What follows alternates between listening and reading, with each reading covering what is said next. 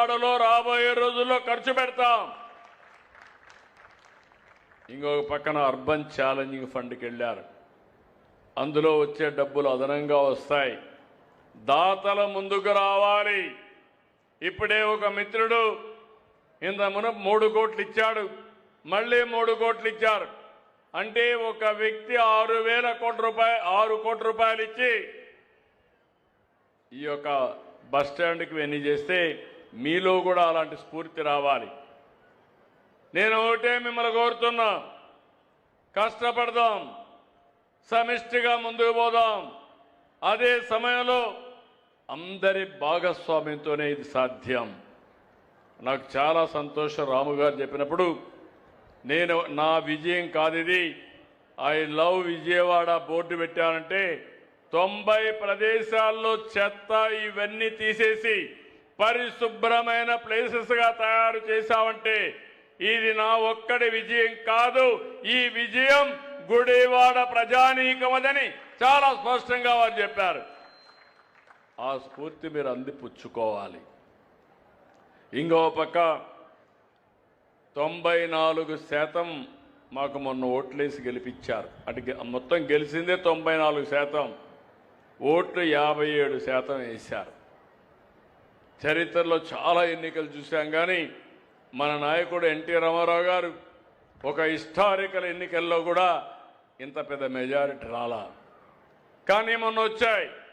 దానికి కారణం మీరు చూస్తే అప్పటి వరకు రాష్ట్రంలో విధ్వంసం జరిగింది.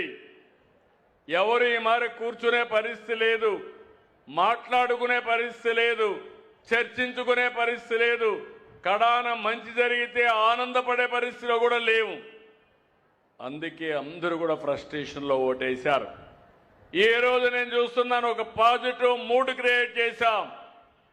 ఈరోజు మీ అందరికి హామీ ఇచ్చేది, మీరు నాకు సహకరించాల్సింది. నేను ప్రభుత్వాన్ని ముందుకు తీసుకుపోగలుగుతున్నాం. సంక్షేమం, అభివృద్ధి, సుపరిపాలన, ఈ 3తో ముందుకు పోతున్నాం. మొన్న ఎన్నికల్లో చాలా వరకు చెత్తంతా క్లీన్ చేశారు. మామూలు చెత్త కాదు, ఆ నోర్లు ఏమి నోర్లో నాకు అర్థం కాలేదు, కానీ ఆ నోర్లన్నీ ఫెనాయిలే శుభ్రంగా క్లీన్ చేశారు మీరు. ఇప్పుడు మిమ్మల్ని అడుగుతున్న, ఇంకా అక్కడక్కడ కొంత చెత్త వాసనలు ఉన్నాయి. ఇంకా రాజకీయాల్లో క్రిమినల్స్ వాళ్ళు మారరు, జీవితంలో మారరు. మనం మార్చాలన్నా మారే పరిస్థితి శాశ్వతంగా వీళ్ళని మార్చేయడం తప్ప లేకపోతే వీళ్ళు మారే పరిస్థితి లేదు. కుట్రలు, కుతంత్రాలు, ఇంకో పక్క సోషల్ మీడియాలో ఆడబిడ్డల పైన పోస్టింగ్స్ పెట్టి మొన్న సాక్షాత్తు డిప్యూటీ సీఎం కుటుంబం పైన పెడితే అడిగితే ఇది మా స్వేచ్ఛ, మా ఇష్టం అనే పరిస్థితికి వచ్చారు.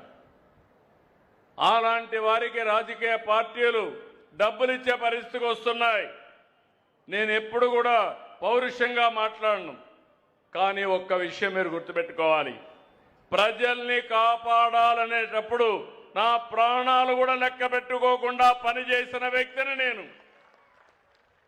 నాకెవ్వరితో గొడవలు లేవు, తగాదాలు లేవు, కానీ ప్రజల యొక్క జీవితాలకు ఆటంకాలు కల్పించి మీ జీవితాలతో ఆడుకోవాలంటే స్టబన్గా ఉండడం తప్ప వేరే మార్గం లేదు. ఒకప్పుడు తీవ్రవాదులు మీరు చేసే తప్పని చెప్పాను, నా మీదనే దాడి చేశారు. 23 క్లేమోర్ మైన్స్ని బ్లాస్ట్ చేశారు. సాక్షాత్తు వెంకటేశ్వర స్వామి దిగి వచ్చి నాకు ప్రాణభిక్ష పెట్టాడు తప్ప లేకపోతే నేను బతికేవాడిని కాదు. ఇంకో పక్క మత విద్వేషాలు రెచ్చగొట్టే వాళ్ళపైన రాజీ లేని పోరాటం చేశాను. చిన్న పెద్ద రౌడీలుంటే, వీధి రౌడీలుంటే వాళ్ళ గుండెల్లో రైళ్లు పరిగెత్తిచ్చా. వేరే రాష్ట్రాలకు పారిపోయారు, ముఠాలు అణిచివేశాం.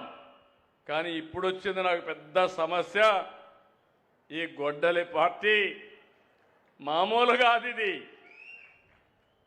ఈ పార్టీని చూస్తే నిన్న ఒక ఉదాహరణ, ఇలాంటి ప్రతిరోజు జరుగుతూనే ఉన్నాయి. ఒక అతను మాజీ మంత్రి శ్రీకాకుళం ఒక